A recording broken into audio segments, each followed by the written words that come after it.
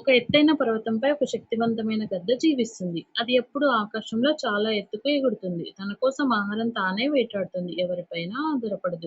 అదే పర్వతం మీద ఒక కాకి ఉంటుంది. అది ఎప్పుడు చిన్న చిన్న ఆహారాల కోసం తిరుగుతూ ఉంటుంది. పెద్దగా ఎగరలేదు కానీ గద్దని చూసి ఎప్పుడూ ఆశ్చర్యపడేది. ఒకరోజు కాకి గద్దను అడిగింది, "నువ్వు ఎందుకు అంత ఎత్తు ఎగురుతున్నావు? నేలపై ఉండొచ్చు కదా" అని.